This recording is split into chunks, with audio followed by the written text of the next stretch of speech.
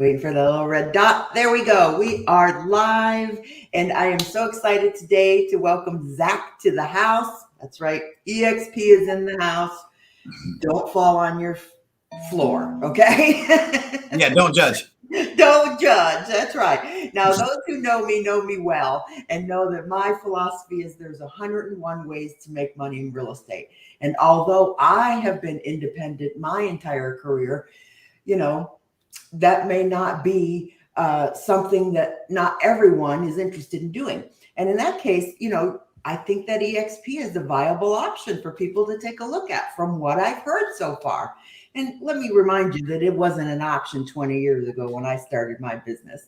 But when I ran into Zack, I loved his energy. And because I like to share all kinds of business models for you, I want to exclusively bring someone from EXP here for you that you can, get on a personal level with and maybe explore that option if it's something that you feel that might be right for you. Okay. But not everything is right for everybody. So that's where we are, huh? And Zack, here, I want Zack to share his story, how he got started in real estate and his journey, because I think it's important we can learn from everyone's journey. Okay, so I'm going to let Zack take it away for us. Awesome. Well, good morning to the viewers now and those that will be watching, in a replay. I saw that Julie also offers that, so super cool. And first and foremost, Julie, thank you so much for having me this morning. It's a true honor. I'm not sure how many people, if I'm the first that you've had from EXP, but it means the world to me. And, the way that I look at it is, which I definitely didn't think we were going to talk about EXP up front. So that's cool. But that being said, I would like it to see, with EXP, the way that it works is there's so many people that have put a bad taste in people's mouth, right? I even being one of them. Okay. We're not all perfect. That being said, as Julie said at the beginning of the podcast, here's the thing. Everything works. Right? It depends on if you're willing to find out what works for you in each specific avenue and be willing to grind it out and suffer to see if that avenue is right for you. And so many people say, well, cold calling doesn't work just in the business. This doesn't work. Door knocking, whatever it is. But most people hammer on cold calling doesn't work. We'll touch on that in a little bit. But the fact of the matter is everything works as long as you're willing to put in the work and become great at your craft. Okay. And we all know that. But the thing is 90% of agents, 89, whatever it is, basically 90% of agents fail within 2 to 5 years out of the business. And here's the reason. Number one, nobody wants to do the work. Okay. Number two, a lot of people are doing that 90%, majority of them are doing the same thing, which is either getting a marketing campaign, paying this company, that company, trying to find something that works and realize later on down the road and thousands and tens of thousands, maybe dollars later, that once you get down that road, if you're not doing it right, have it structured correctly and you have the right follow-up and know how to connect with those people that tell you on the call, if they do answer, okay, those with experience, if they do answer, if you cannot dig into what their needs truly are and you're only thinking about the deal, you're already losing customers and trust in people, and they can smell it, immediately. They can sense if you're just looking for a deal. If you don't know how to connect with somebody and give them what they need and be a true server and service that client the way that they deserve to be treated, you're not going to have a business until you learn how to connect with people. So I don't know how I got on that topic. I see so much in these groups that we're all part of. Julie has a fine group. And what's cool about Julie is doing something that I have never seen. Her and her husband have been super successful their whole career. I'm sure it didn't just start out peaches and rainbows, right? But the thing is what she's done, and it shocked me because I have spoken with thousands and thousands upon thousands of agents across the globe. And Julie and her husband have structured and done something to help agents become brokers and then open their own boutique brokerage model, right? Which is something I've never seen anybody do that I spoke with. So when I found that out and Julie had invited me to the podcast, I was like, I want to speak with this couple, this power couple, see what's happening. And when I saw that it aligned and with how I am, which is, it's the golden rule, is do unto others and truly help others And that's the thing. And that's the difference with success in any business. And Zig Ziglar has a saying that I found after I got into EXP. But prior to EXP, I'd always help people for the sake of helping, because I had no help and no guidance in this business when I started. But Zig Ziglar has a post that basically says the key to success is helping others achieve their goals. And by default, yours are met. Your goals are met. You become successful through helping others achieve their dreams. That's not word for word, not even close, but you get the point. So when I saw that, I was already serving people, and it just really rang home. If you keep that motto, that mantra of helping others achieve their goals, number one, clients. In real estate, it all starts out with clients first. If you truly hone in to what they are doing or what they're needing to do, you will be successful. You will be successful because it's the human connection that makes us and each realtor and broker and broker's associate powerful, is our individuality and connecting with people. And those that don't connect and they think that it's just a lead and they're looking at people as leads, well, it's going to keep backfiring off a wall like you're shooting at a cement wall with a gun, you know? So that's, I told Julie, I said, you better ask me some questions because I'll get off on a tangent, but I'll take it back to the start. Yeah, let's start from the beginning. Yeah, why I got into the business. Everybody has a beginning, and it's usually a bumpy road. And that's where we learn the most lessons, you know, is during that bumpy road, you know? Right. Yeah, without the lessons, I wouldn't be where I am today, you know? So I was a professional musician. I picked up guitar just before I turned 13, and I really loved the guitar. And I don't want to take you really into my backstory, but let me tell you something. Talk about a bumpy road. Right after I started playing guitar, I fell in love with it. It became a passion. Anything that I did that I enjoyed a little bit, baseball, I went all in. I played baseball all coming up. I was blessed to have talent, but I developed that through time on the job, if you will. The more you play baseball, the better you get at it. If you have a little bit of natural ability, then it will come, you know, the cream, right? It will show itself. So I love baseball. I love skateboarding. I was rather good at skateboarding, much better at baseball, but I really took to skateboarding too, realized I was getting banged up.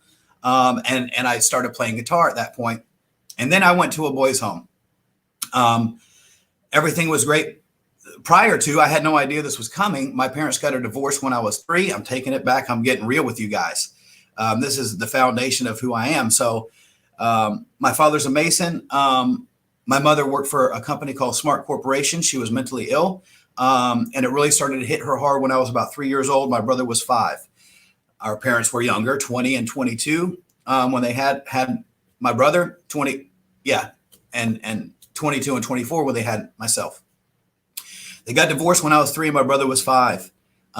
So I grew up with a father as a Mason who was absent a lot. A great father, taught me a lot of, you know, to put it how it was when I was my brother and I would sit at the dinner table with him usually every evening, which was great to have. He would say, when you leave the house, you're going to be ready to eat with the Queen of England. Okay, that's how he was raised. He was raised Catholic. My grandparents were Catholic, and just the way that it was. But they were very set on manners. Now that ended up really helping me later on, which I'm always grateful and indebted to my father for this. If we would put our elbow on the table, and my elbows still aren't, they're hanging off of the table. My dad was a Mason. He's used to 8-inch and 12-inch block that's very heavy. He was a strong man. He would take his finger and thump my elbow as a kid, and my brother's elbow, thump him, boom, if we put him on there. Now, here's the deal. Did it hurt? Yeah, it wasn't that bad, but it knocked some sense into us. It gave us manners, okay? He also was very, with his crew, he ran his own business, right, as a Mason. Would always work under the umbrella of another general contractor. I know I'm going deep, but this is just hope. There's lessons in all of this. I sure hope you find. When I was super young and coming up, it would be 4:30, 5 o'clock.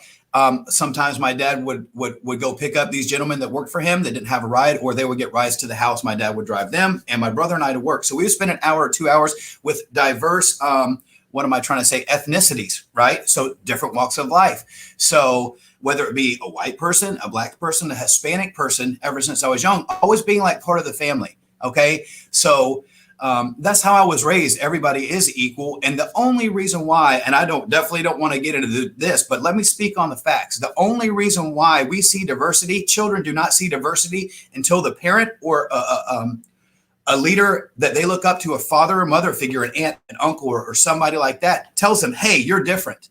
Okay. We are not different. We only feel that we are different when we are told that. Okay. So that is learned. I'm blessed that I had that, to have different walks of life in my life. And it just made me stronger. I was close with all these people, and it maintained into adulthood. But that's how I came up. Blue collar, hardworking father. And so as time went on, I was very confident and very little. In kindergarten, my first day was when most children are scared. Well, I was scared too. Okay. My first day of kindergarten, I'm going to K through fifth grade, and I walk out to PE class. We had two coaches. It was Coach Murphy and Coach Jordan. I walk out and I'm probably doing this to cover up my, how scared I was. And I guess I walked out, bowed up, walking out to PE, and I was the first one out, bowed up, and they named me right then Bad Zack. And because of how confident I was walking out, so it stuck. And they still call me that, Bad Zack. Whenever I see him right here, 5 years ago was the last time I heard about it. Coach Jordan asked my father, how's Bad Zack doing? So that was really cool. But that what I'm going to share with you is this. My success lies in that, what I just shared from what was that was in me from the time I was 5 years old in the kindergarten. Even though I was scared, on the outside, I showed extreme confidence. And I didn't really realize that until this podcast right now, that it really was, even since back then when I was a scared, lost little boy with, parents that had divorced. It made me very strong. So I took that throughout my life. It was just kind of innate. It became who I was through diversity and struggles. I was visiting my mother in mental hospitals since the age of 3, and she was my everything. Okay. She was my whole heart. And I went on at 13. My father takes me from Florida. I go to a boys' home in Mississippi, in Petal, Mississippi, where the laws were back from, the early 1900s. They hadn't changed. So I go there and drop me off. And I don't want to really go into it, but it was the worst feeling I've ever felt.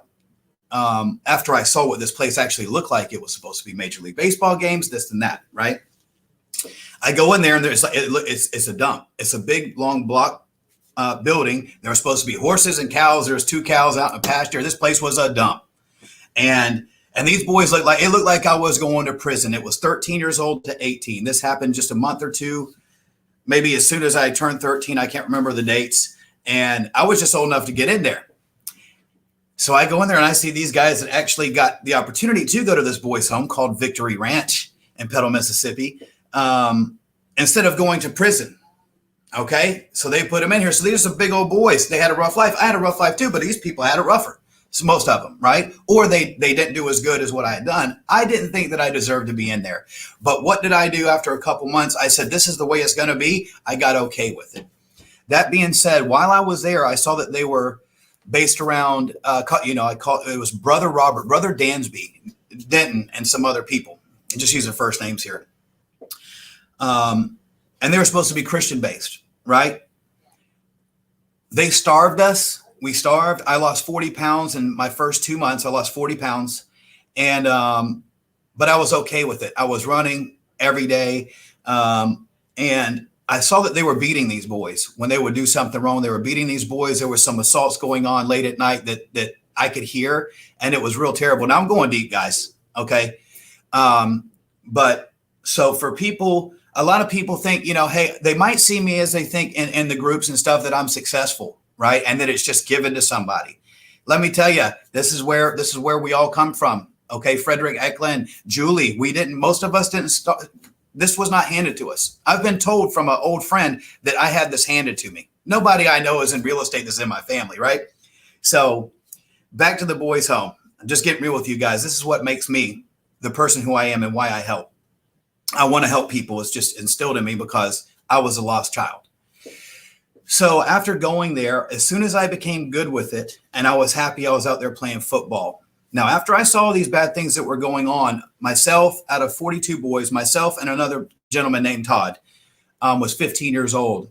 I ran from the place, and he and I ran together to the police department to get some help for all of us young men. And I ended up getting called out. And when I got called out, and this was like my first week, not even my first full week, I walk in and they call everybody to the mess hall is what they called it, where we would eat. And the elder, the grandfather, Brother Dansby goes, "Hey boys," and I'm brand new there, youngest, like smallest dude. "Hey boys, just want to say somebody really disappointed me, really broke my trust. And he was the only boy in here that I actually liked." That's what he said. And he goes, and that boy was, and he pointed at me and he goes, "Zach." And he's calling me out in front of all the boys. And I'm like, oh my gosh, he knows somebody ratted me out for running. And so I ended up doing it again, but I was the only person that had guts enough to run and try to get help for everybody, not me. I luckily didn't get paddled or beaten or anything worse, right? And I told myself when I was there, and I in my heart, I knew, I said, if one of these grown men try to paddle me, and it's anyone but my father, right?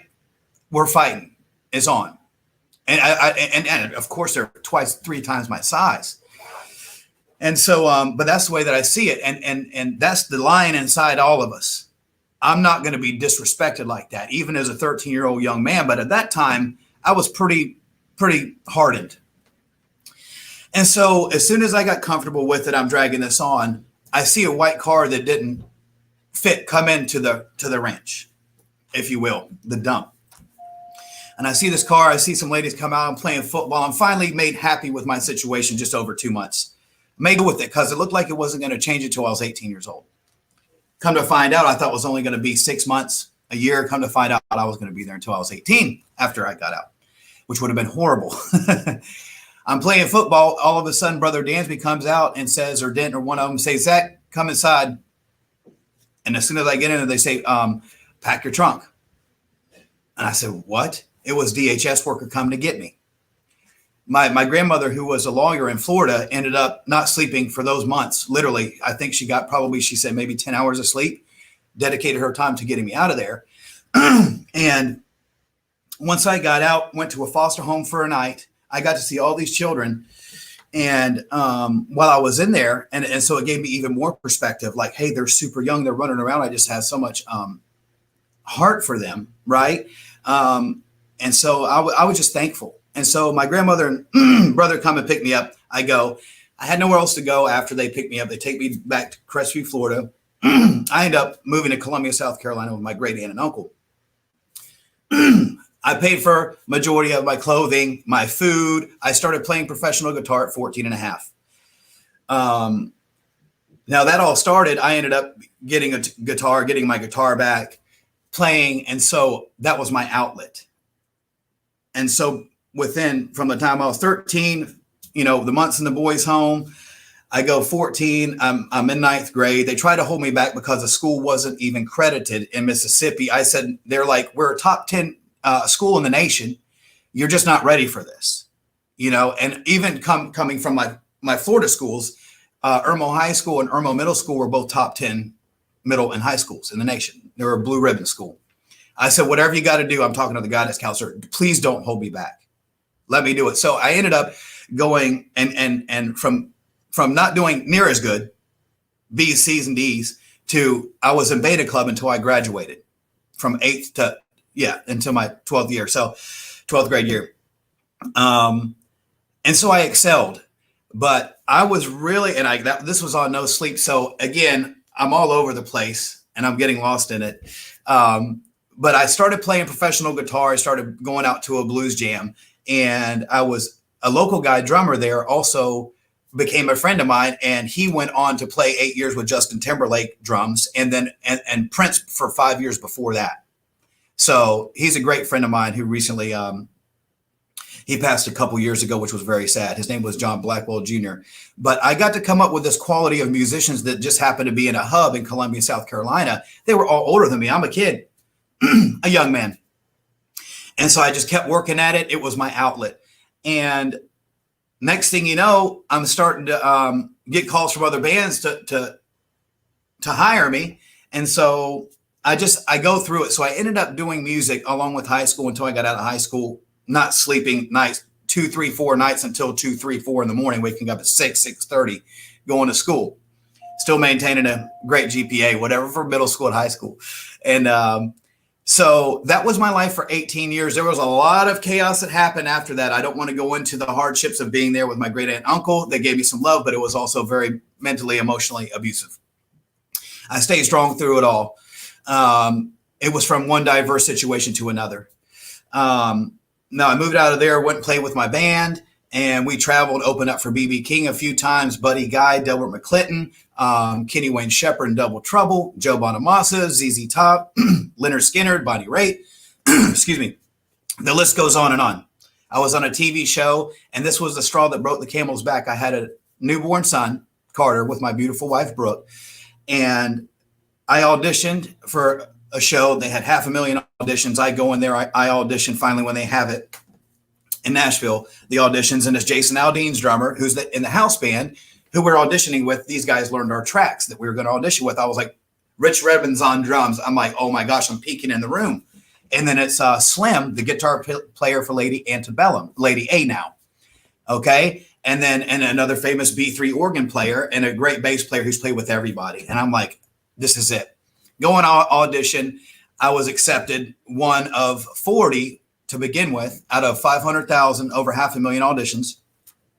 It's called American Supergroup. You had to write, sing, and play an instrument, not just sing, right? Like American Idol, you had to be a triple threat. So I ended up getting on the show. I was one of the 25 selected to be full-time on the show, 5 members for 5 groups. And it was supposed to be super groups. Everybody's a triple threat, and they're putting bands together, these people. So I go on 3 months in Nashville. Jennifer Nettles is a coach, or a judge, I'm sorry. Aloe Black, Elle King, and Jason Sheff from Chicago, the bass player who's been playing with them for years. And so these were heavy hitters. I loved Jennifer Nettles. I loved Jason Sheff from Chicago. I loved Aloe Black. I was like in heaven, like, here's my opportunity. My band ends up getting the most votes, and I find this out after the show, from the owner of the show who owned it. The day before the finale, 3 months, and I had already gotten my real estate license. I was the first one to be called from Gary Bridges, the owner of the show, American Supergroup, that was run on MTV Live, MTV Classic, and Pop TV, 3 different channels. He says, Zach, I hate to tell you this, but we blew our budget. And we're not doing the live finale tomorrow. It was the next day. It was like a 7 album deal, 14-year contract with Sony. And I had an entertainment lawyer look over it, and he says he worked with Elliot Yamin, a bunch of other people. He says this is the only contract that I've seen from any show that I would sign myself.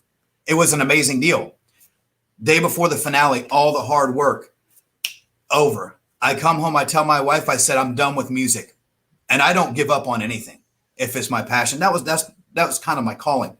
Gave up on music. I already had my license. I hung it with my friends who put the whisper in my ear. I played their company parties for about 3 or 4 years for Century 21 locally.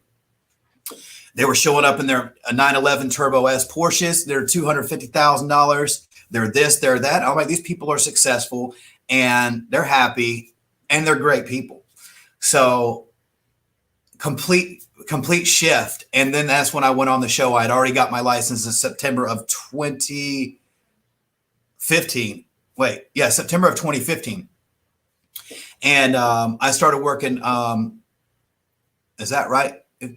No. September of 2016.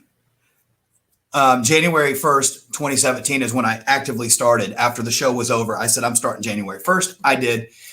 And that's when everything started with real estate. I wanted to challenge myself. And because I like being challenged, I had done music. I could not convince somebody that wears a tie Nothing wrong with people. I wear ties sometimes too, but this wearing a business suit that's never played a note in their life is in charge of signing me. They look at it for this reason, for that reason. Let me tell you, I was 30, 40 pounds lighter, in great shape. And I had all my hair. I wasn't balding like I am now. And I was a pretty good looking dude, right? I'm 38 now, got 2 kids, happily married, and haven't let myself go. I quit drinking when my wife was 2 months pregnant with our first son. That was over about 7 years ago. And it was a blessing. So I completely cleaned my life up, but I was already doing good. I played my shows, I'd party, have fun with fans, but afterwards, woo, the party started. And it caught up with me. It took about 16 years, but I'd have a beer or two and cut it. And that's a whole nother story. We won't talk about that, but I just went into the real stuff. A lot of people might struggle with substance abuse, prescription drugs, whatever it could be, right? I have a lot of, what am I trying to say? A little bit of, my family's had issues. Okay. My brother just got out of prison. He just got out of prison. And so, but he's a good dude. He truly is. He's got had some charges. He's been in and out since he was 15. He's got a good heart. I do everything I can to inspire him and help him, but we'll see how that goes. I love my brother, Josh. But we all deal with it. It's either us that we go through with it, whether it be, like I said, alcoholism, this or that. And then we also have family members or true loved ones or friends that have gone through this. So we're all touched by this. So I went down that rabbit hole while I was playing music, and I ended up getting out of it. So what I want to say is somebody who I didn't lose hope. I was still positive, the local superstar, because I just was playing more local at that point, not traveling. And I just gave it up. And it was on a whim. It was a true miracle. I prayed about it, but something clicked. I thought to myself, and just something clicked. And if you would have asked anybody in town, the guy who's the life of the party, which was me, buying everybody drinks. And if you go to the bar, you realize that when it's anybody else's turn after years of you buying them drinks, they ain't got no money. They're not wanting to help you, right? Or whatever else. So I was the life of the party. Everyone and all my friends locally would tell you, Zach will probably never quit drinking and partying because he loves it. And I quit. So hopefully that's some encouragement. If you're battling or struggling with anything, you can absolutely do it. And feel free to reach out to me if you need somebody to talk to, because I mean that. And I love you and care about you. If you feel you have no one, or even if you do have people and you don't have someone that you can lean on, I'm the guy to help with that. I love to encourage you to share some ways that help me. But it was a true miracle that I quit drinking. And let me get to the license part. Let me get back to real estate. So that's kind of what made me who I am. It's been a rough go. It was hurdles. And if you know how you watch the Olympics, this is my first time saying this. Here's an analogy for you. How you watch the Olympics or somebody running hurdles, and then you see somebody eat it completely bad and they eat it, and the next one or all 12 of them fall. That's how it was for me through every step of my life. Okay. And now I'm here. And here is the exact same place that I was. People don't change. Okay. People don't change unless they are heavily influenced by some outside source, that when they start doing okay, that they do something, or I'm not influenced by anybody. I know that my dedication is to, number one, myself, to keep myself healthy, and my wife and my children. Okay. And keep us healthy, safe, and provided for. And let me tell you, it's always worked. It's work for me right now. Okay. And it's never what it looks like on the outside. Here's the thing. Perception is reality to people. People don't see when people are posting the negative things that they're going through. You know what I'm saying?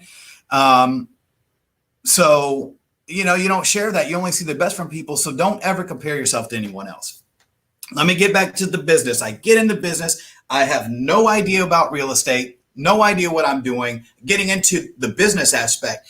But this is what helped me with music. I was always playing with adults as a younger man. I came up playing with adults. My peers and who I entertained were 21 to 60, 70 years old. So those were my peers, right? Not people my age. So yeah, I got along great with everybody. I was a social butterfly. Football players, the rappers, the Christian singers and FCA, the cheerleaders, the nerds, everything, right? I loved everybody, and everybody for the most part loved me because I was good to them and they were good to me. Everybody's the same. That's the thing. I was always able to blend with people. And that came from me. The most important part that I learned of that whole career, life in general, was learning how to blend, but learning social skills. And I'm all over the place. Okay, I got a lot of energy. And I'll tell you why this is a good thing is because people, when you have the energy and you're actually, my wife even tells me this. She goes, Zach, when you're asking somebody how you're doing, honey, she goes, they literally feel like you're almost attacking them. And so, and like literally my life started to make sense, right? How some people would react to me. But here's the thing, not everybody's going to love you, and that's okay. It's from the heart, the way that I treat people on a daily basis in a grocery store or gas station, opening a door for somebody. If they don't say thank you, that's okay. Sometimes you do want to let the door hit them, but you don't. But don't ever expect it to be reciprocated. And anytime that I expect that love reciprocated, it always lets me down and it can end up making you angry. So don't fall into that trap because it's too easy because people are rude. But always continue loving. But my wife said, when you're just happy and saying, how you doing? People think that you're literally attacking them. It's abrasive because you're so loud. You're so this. You're so full of energy. And I was like, you're right. And then so as time, a year or two later, she's like, Zach, you need to chill when you're talking to people because of this or of that. I said, Brooke, let me tell you something. I'm like 37. This is like a year ago. I'm 37 years old. I said, I don't think I'm going to change. I've tried. I don't think I'm going to change at this point. I said, but here's the thing. This is what has helped me is there's no fence to be on with me. And you either love me or you completely don't. You completely dislike me, hate me, whatever it will be. And I'm telling you, there's nobody on the fence. It's either you love me and you realize that I am here to help in any way I can and truly love any and everyone, or you're going to hate me. And that's totally fine. You know, you're muted. I don't know if you know you're muted. Oh, okay. Okay. So I get into real estate, don't know what I'm doing.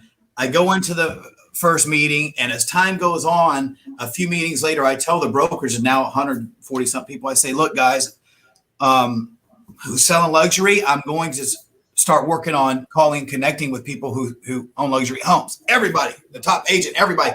No, don't do it.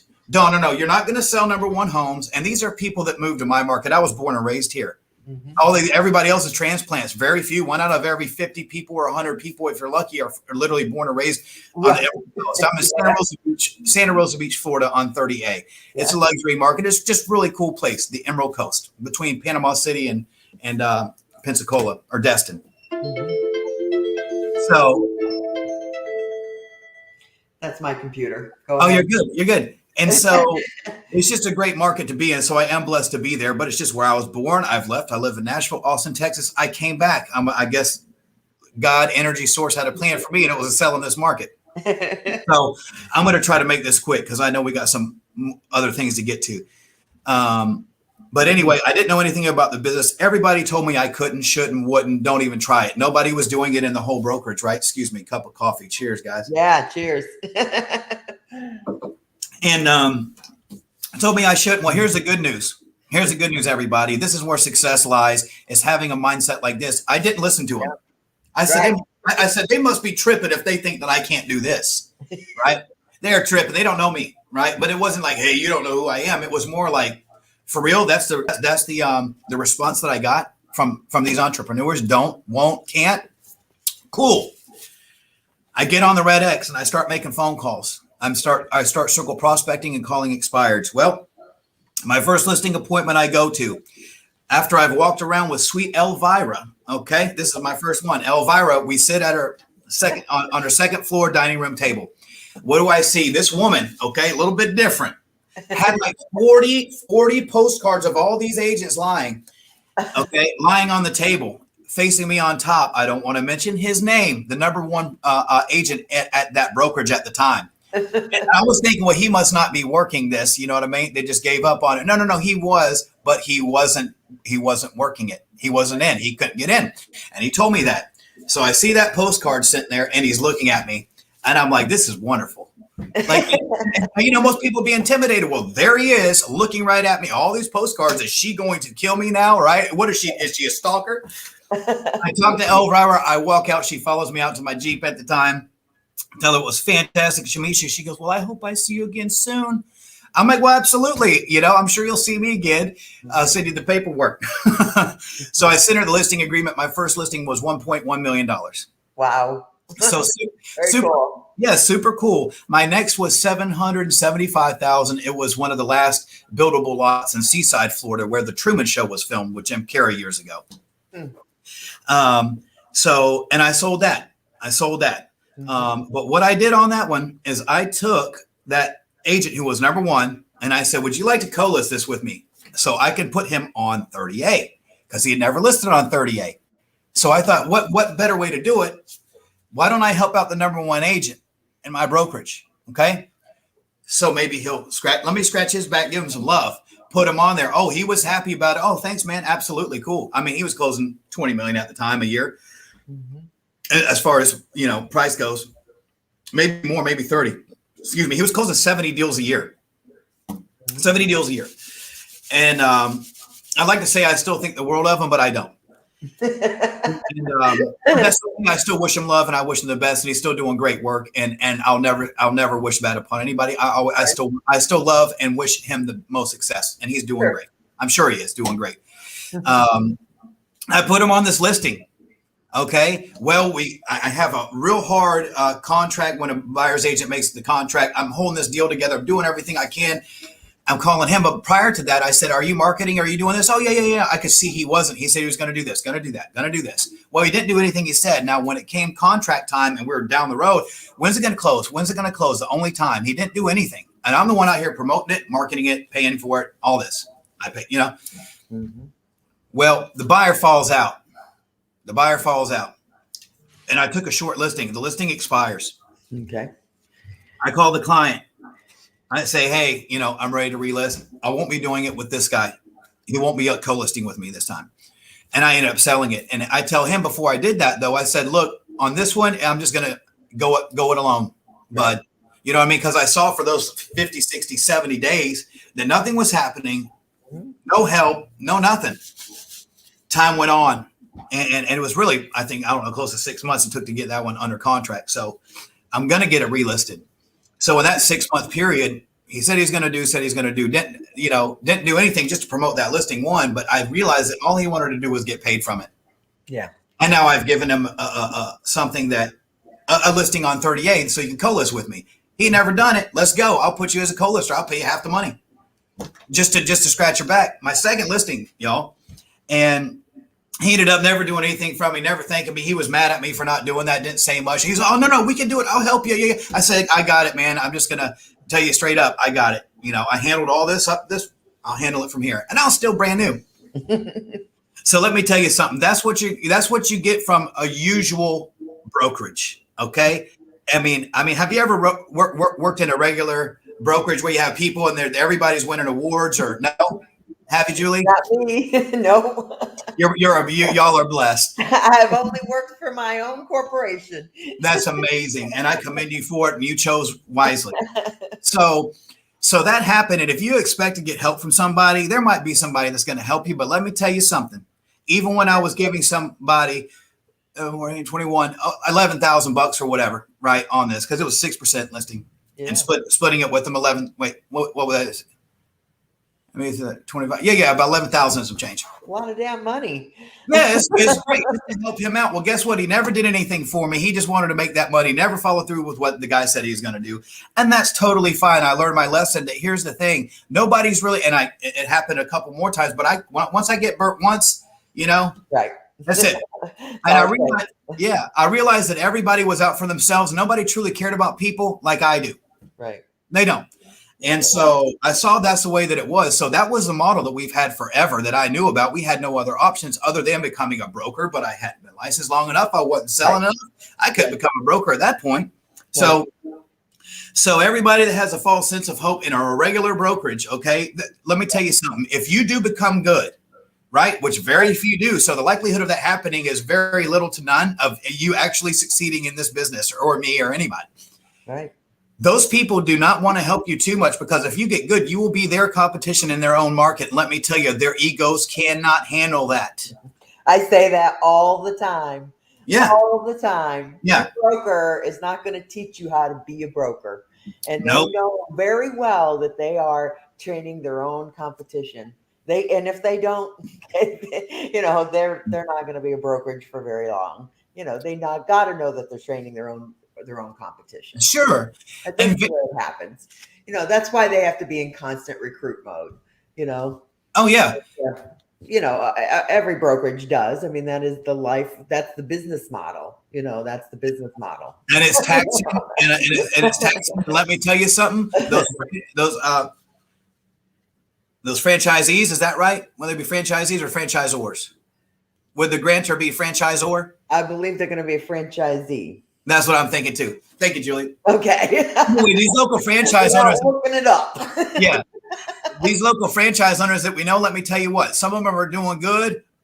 Right. But the ones that are doing good and they're 40, 50, 60, 70 years old, they don't have any time. They're dedicating their whole life to being in that office, to always having to oversee their managers and their recruiters to make sure everybody's doing right. And they're still having a 40, 50% turnover rate, of people exiting the brokerage. Absolutely. Let me tell you something. That 80-20 rule will always apply. Like I told you when we were talking before, I saw 100 agents come and go through my door, about 20, 25 stuck. It's the 80-20 rule. It will apply to everything in life, and if you don't account for that, that's where people are gonna, fall to the wayside. Because That's it. They haven't accounted for that. You can't go into opening a brokerage and just, thinking that every one of your agents is just going to be so successful and you're just going to, be able to just, I don't know what you think you're going to be able to do, while your agents are just all producing 100%, but it just doesn't work like that, Yeah, boy, does it ever not work like that? It doesn't, And that's what you see. Now, here's the thing. This is another thing why standard teams don't work. Let me tell you why standard teams don't work. That team leader, okay, is overseeing everything. And it might work for a short time. You might have a little bit of freedom, but here's the thing. What you are doing, again, is the same thing as a number one or top agent or your broker helping you become great at selling. They're not going to tell you their secrets. Neither will a team leader. But here's the deal. If you were to get in and work with a team and those agents, the only people that they're going to be able to retain are people that are low producing agents. Okay. And here's why. Somebody like me, somebody like Julie, just say we're new agents, we're going to get in there and learn what to do. And why in the heck would we stay with them and give 50% of our listings and our buyer size plus a franchise fee for this company or that? Like, look, once you become good, you realize, hey, this is the dumbest thing I've ever done, but thank you for helping me out. High five. I'm out of here. I am Zack Rosicka, the luxury listing agent, right? Right. Or whatever it is. Exactly. And you can't keep your people that are going to be doers. And those are the people that are going to transact enough or close enough volume to help you make money and be successful. You're going to keep the low producing agents who really don't care about it or don't try hard enough or aren't willing to put in the work and sit around waiting for their business to run itself or the team leader to feed them. Here's the thing. There's another reason why people don't fail. Number one is because they expect people to build their business for them. They do not look at this business as an entrepreneur and the opportunity for entrepreneurship. That's number one. Number two, they're not willing to do the work. And number three, they cannot see past today right now. That's the biggest problem with any agent. You might be super successful in hearing that, right? Like the top agent in your market. Here's the deal. If your transaction stopped today or something were to happen to you or you can't go out and show property, God forbid, what happens if your business stops and you're a top agent? You're going to have $0 because you are transactional and the whole business rides on you. You do not have a business until you can walk away for 3 months, 6 months to a year and still maintain that income or more. The difference between Julie, I'm sure probably the way that's I don't know how it works. I'm going to speak on what I have going on. Okay. If something were to happen to me today, and I were to have to leave the business for a year or not transact, I'm totally cool with it. And I'll tell you why is because my income and from now until the end of the year is either at minimum going to double 100% itself or 200% itself. And my income's going to triple if I step away from sales. This is what the number one agent who's I'm good friends with at Sotheby's. You know what I'm saying? Now, here's the thing. He's running it right.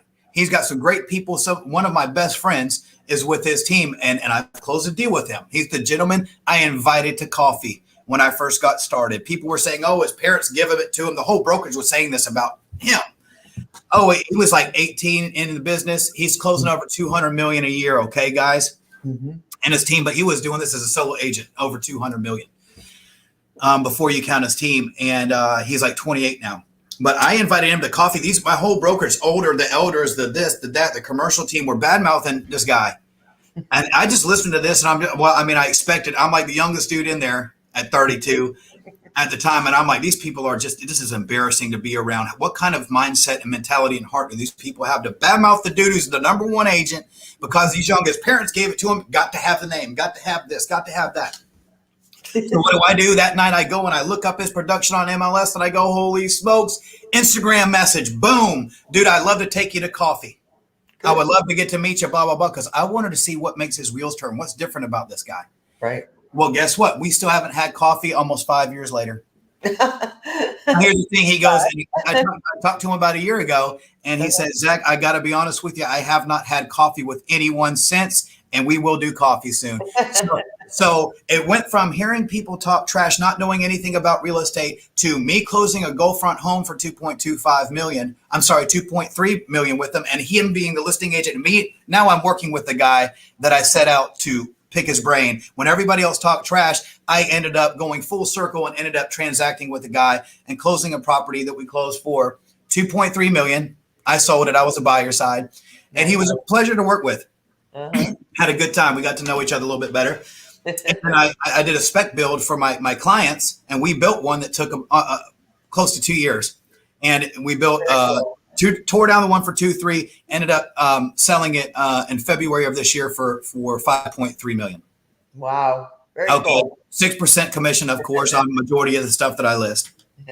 So, but how that all worked and how I built my business is this, okay? I have a lot of friends. I got thousands of relationships. Let me tell you how many that turned into from 18 years of music and traveling the country. Zero deals. I did not close my first transaction for 8 months. It's tough. I was willing to suffer and get battered and bruised to win. I was willing to suffer if with what I went through and the work that I put in for the results that I got. That's why 90% of agents would probably quit the first 8 months. Got my first deal done. I stuck with it. The next year, I ended up leaving Century 21. They told me when I was leaving, I have the conversation and they're hugging me. Hey, how you doing? The wife of the broker owner's hugging me. And I'm like, oh, gosh, I love them. They're family. Here we go.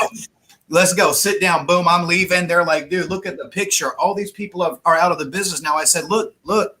I said, do you not realize that I'm going to succeed no matter if it's with KW, no matter if it's no name brand, it doesn't matter. I'm in it for the long haul.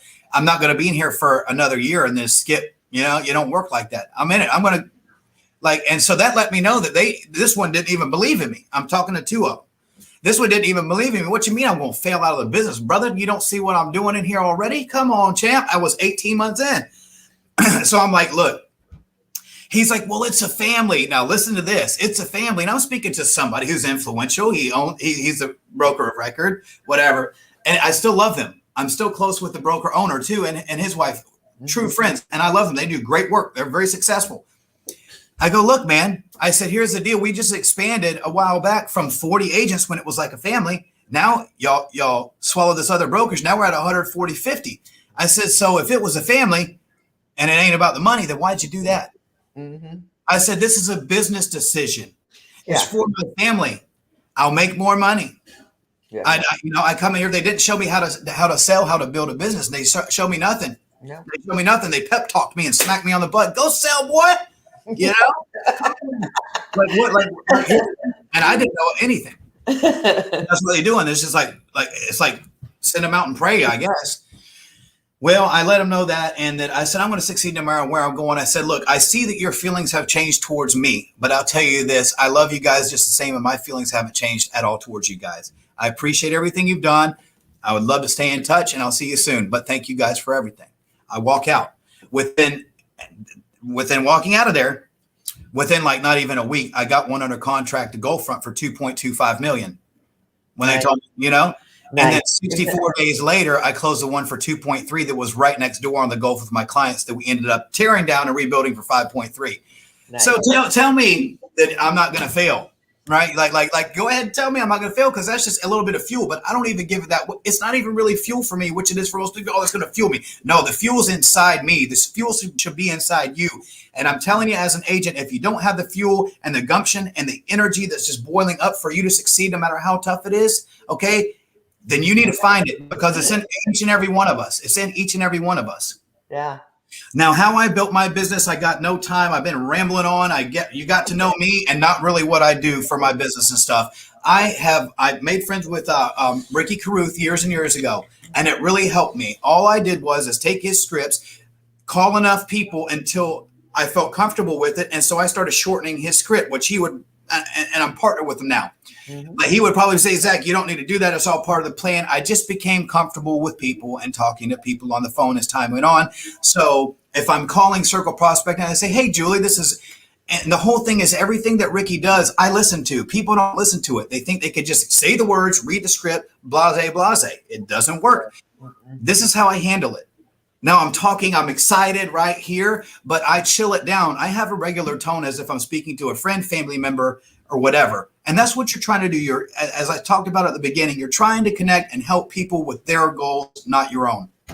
Right. So I call them, and this is why I just shortened Ricky's script a little bit. And I'm not saying do it. Don't do it unless you're super comfortable. Right. I say, hey, Julie, this is Zack Rosicka with eXp Realty. How you doing today? And I'm great. How are you? hey, I'm doing fantastic. Well, look, I didn't want to take up much of your time, but I recently sold 25 Fort Panic for $5.3 million and just wanted to reach out to see if there's anything in the world I can do for you. Well, I don't know. We've kind of been thinking about doing something in the near future. We want to move to another state, get out of this heat a little bit. I got you. Well, super cool. So where y'all planning on moving to? North Carolina. We have a cabin up there. Oh, super cool. Well, I love North Carolina. I used to play at Charlotte, North Carolina at the Double Door and in Greensboro, all over the place. Love the tri-state area. Very cool. We're kind of west of Asheville a little bit. Well, Asheville's super nice. Cashiers and Silva. Oh, yeah. Cool. Well, awesome. Well, look, I love the opportunity to stay in touch should you ever need anything in the future. Would that be all right? Yeah, well, we need to sell our Florida property. Okay, well, and so at that point, I would handle it different. But the way that it usually goes is nobody's wanting to do anything. And what I would do there is just dig in. Okay, well, awesome. All right, so you need to sell in Florida and you're going to move to the Cashier Mountains, right? Yeah. Mm-hmm. And I would get into all that. But usually the way it goes is like, another realtor. They're still like that. Yeah. Sales walls. Yeah, I say cool. But thank you for playing right into it. And, so all I would do is just ask questions at that point. Now it's very important what questions you ask. Okay, cool. So what's the time frame that you're needing or wanting to sell in? And then you find out that she already told me, that they want to be in North Carolina. But you find the time frame. You go ask them if you can meet with them to take a look at the house to see how I can help them and see if it works. Us working together looks good. And that's it. But usually it's just, hey, this is Zack Rosicka. They're like, yeah. I'm like, cool. Well, look, I don't want to, because most people, when you're a realtor, they don't want to hear about it. Now, what Ricky does is he talks about the weather. Man, we're finally getting some beautiful weather. And let me tell you, it's an awkward part of the conversation. But some people, they're going to let you know if they're going to be talkative or not. If they're like, yeah, it's beautiful, boom, boom, boom. Got somebody who's an icebreaker. And it is, and it works. But now I can tell off how they say hello and respond to me, tell them that I'm with EXP, right? Or so-and-so Realty. It was long before this because I don't cold call much anymore. Mm-hmm. Not at all, really. I'll do it twice a year. Mm-hmm. And just because I don't need to. Mm-hmm. But I enjoy it some. And it still now that I don't do it as often, I'll still get a little butterflies like I did when I started. At to get warmed up and rocking and rolling, huh? Yeah, and it still goes good. You're always just connecting with people. And but all I do is get their information. What can I state? Yeah, that'd be all right. And so I just say, what's a good email? Mm-hmm. And I notice that when people finally, they're newer and I hear them on Zoom and I'm helping coach them, I see that they're when they finally say yes, sure, yeah, that'd be good. Instead of just saying, what's a good email? Right. Cool. What's a good email? They'll go, look, well, I'm not going to send you any spam. I'm not going to spam you. I'm just going to send you. I'm like, whoa. Don't do that. Now it sounds like you're going to be doing something weird. When they give it to you, just say, what's a good email? Short and simple. And that's what I do. All I did was take his script, small it down. And so how it works is this. I called everyone in Alice Beach about 4 months ago. I cold called every homeowner. It's a smaller, it's pretty large development. but it's comparatively, it's a very small. We have like 700 different micro markets within different neighborhoods on 30A. That's just under 14 miles on the Gulf Coast of Florida, the Panhandle. Yeah. And so that's how 30A is. There's like 700 different, little neighborhood, maybe 600, I don't know. It's something like that. It's crazy. There's so many mini markets. and so I called everybody in Alice Beach, North and South Side. It's anywhere from 3.5 to, 25, $26 million homes. Mm-hmm. So that's who I'm calling. And that's how I broke into the luxury market. You want to know how I used geo leads? And if you guys want leads to save money, your setup fee from the Red X, I'm happy to help with that. I'll send you a link. Okay. Just reach out to me and I'll save you. If you do like to cold call or you want to try it, I advise you do it. But I called everyone in Alice Beach and I got 27 emails, 27 people that wanted to stay in touch with me out of probably 150 calls. Wow. 150 properties and probably 80 answered. And I got 27 emails and they get my email every week. So that's what we do. That's why I do geo leads, because of this. People always ask me, how did you break into the luxury market? And here's the answer. Excuse me. I call the people who own luxury properties and I went straight to them by geographically targeting them. I geographically target them on the Red X. And I started. Simple, huh? Yeah, it's simple. I went there and I built relationships with these people who own these homes. Yeah. And it's doing good. Now, here's the deal. I don't want to overwork myself. I refer most of my buyer clients out to the local agents that have partnered with myself and I've sponsored here locally. Mm-hmm. And a lot of times I won't take a referral fee either. It just depends on what the price is and how solid they are already. Because when I send somebody a referral, they close. Right. And because they're personal. Yeah.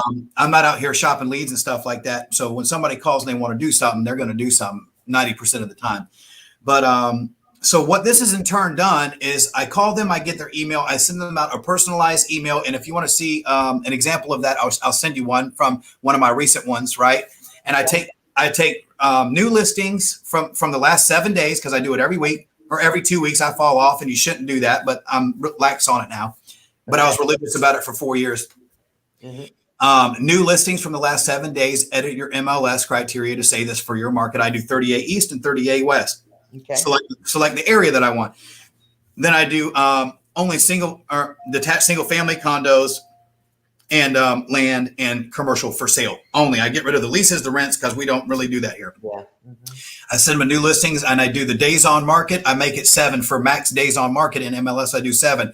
And then it'll search it for me. And what I'll do is click share and it'll say, do you want the link or those selected? Select them and choose selected, grab the permalink and then put it in your button on the email that you're putting together, whether it be Constant Contacts, your Wix.com website, shout outs, whatever you use, put it in a button that says new listings. Take recently solds from the last week, solds, and put them in there and give those people that information. And then I take a featured property and then I have my IDX site as the 4th button. And then I have pictures of one of my listings or one of my friends' listings that I asked permission of a fancy house or pending property because I got last month Pine Glen Motor Coach and RV Park under contract for a listing that I have from a cold call, wrong number, voicemail. The guy calls me back to tell me I had the wrong number, and now I have $20.3 million listed. Nice. Okay, and they're great people, and we're going to be closing. It was supposed to be the 21st of this month. Okay, $6.7 million listing. I have another one for $13.5 million, and we're closing now. They extended it, so they're all good. They got cleared to close. Everything looks great, and they're getting that today, but they also had it yesterday. They have to sign 2 more pieces of paper that they're agreeing to the terms of the bank from the buyer's side is what I'm hearing, but they're done. So we're closing October 27th after Bike Week because they're big for Bike Week, so they're going to help them run it. The buyer's going to be on site. The buyer and the seller are actually in cahoots, like talking to each other, which never happens. And I'm okay with it because it's working out. Now, here's the issue. We have October 27th for it to continue to work out. Right. But they extended. So it's going to be a great payday. But more importantly, I'm finally getting this after being friends with them for over 4 years. There's been 4 agents who have listed it. I have listed it and it expired under me because we were overpriced. It expired under the last one and it expired under the last one. And when I listed this joint, guys, for 6%, okay, I brought not 1, but 2 offers from 2 different buyers. And I was the only one out of 8,000 agents in CPAR, board of realtors and my e-car board of realtors. It's about 8,000 combined. Wow. Their listing agent, myself, was the only one. Not did I have one buyer, I had two buyers. I made offers. Okay. And then fast forward down the road, the one that got accepted was a super high offer. Another agent brought it in that wrote it in South Florida, and another agent is tied to it by helping facilitate it, who actually found the buyer, and she didn't know that they had friends that had a broker friend that might be partnered with them in Florida, and he wrote the contract. Bypassed her, who turned them onto the property. It happens, guys, but guess what? She's still getting paid. She's a hell of a broker, and she didn't even write it. So anyway, so that's what's happening. That's what's happening. A lot going on. Yeah, and I got another one that hopefully it expires, because I only took it for 6 months. That one for 13 and a half is about to expire. And yesterday was 4 days. I sent it out to a buyer who's got $200 million of cash to spend. Okay. No joke. Him and his team. Don't want to tell you who they are, but this is no joke. This is real talk. And I'm about to put this deal together, Julie, and everybody watching.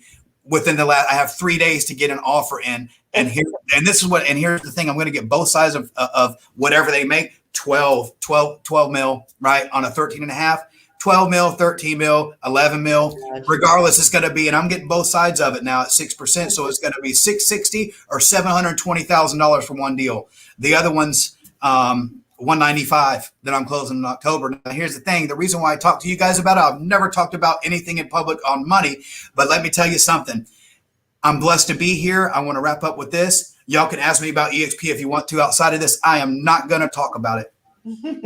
But I'm talking about sales, and that's what I do, is help people become great at sales. And if they want to attract agents, sure, that's great. I'm a top 0.5% influencer now. I just got adorned with that achievement 4 days ago. Very blessed. But it comes from helping people, not pestering people on Facebook groups, because nobody's joined me from Facebook in those groups. Okay. I post thought-provoking stuff. But I know how people build a team, okay? That's a given, but most people don't want to. So less than 10 or 10% of agents are actually successful, have one agent or more, and the other 90% do not at EXP. So you think it's just a recruit? No. 90% of people are failing at it if they're trying. It's not easy. So that's great. Team building, sure. But what I help people do is sell more, to connect better with people, and reach out to me if you want help with that. Be it if you're even, just an agent. I think these are just agents right now. But I'm happy to help with you, no matter who you work with. You work with Julie, or for broker by chances on here, and you're working with Julie. I love to help you with your sales team or anything I could do in regards to that. But and what I will say is this. I have structured my business to work for me.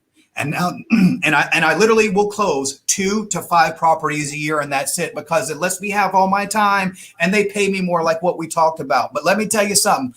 Our oldest just turned 6 years old. We have one who's almost 3. Our oldest is autistic. The special needs that he's had since he was 18 months old cost us a fortune, and they're the biggest blessings to ever happen to my wife and I. But let me tell you, it's worked super hands-on with our oldest, because it's necessary. He's mostly nonverbal and stuff, and I'm going into this too, but I'll leave it at that. Mostly nonverbal. They're our life. So what I'm telling you is, as somebody that has a special needs child, myself, my wife is vice president of a company. She's a leader, much more low key than I am. She's very humble, sweet, beautiful, and will not dominate a conversation or try to.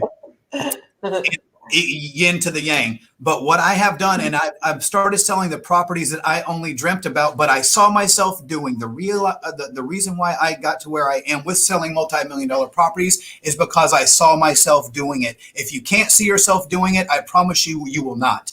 I had no experience in the business. I saw myself doing it. I told my wife I would do it. I'm doing it. Now that I'm making the money that comes along with that, those kind of listings, I'm here to tell you, after with the special needs costs that we have for our children, just everything, life in general. Let me tell you something.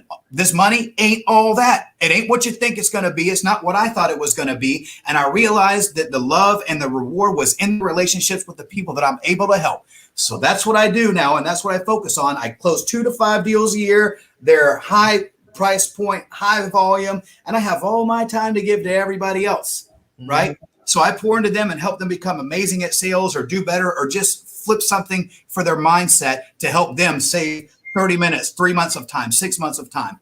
So that's essentially what I do. And that's the reason why I started building and using leverage, which is what Sotheby's did. And everybody who talks bad about us being recruiters or anything like that, let me tell you something. You can call me a recruiter, and I take it as a flattering thought, because Sotheby's, Coldwell Banker, KW, everybody, they built their leverage. And Gary Keller, like I said, they built their leverage off of more agents and referral fees, right? And so that's all this is. But I'm able to dig in and help them, because I promise you, if somebody has a team leader, right, and they're broker owner, and they have an agent that might be on the fence or not even thinking about it, here's the deal. If I call that person, build a connection with them, and I service them and provide more and pour more love and information and value into them than the team leader does or the broker, they're coming with me.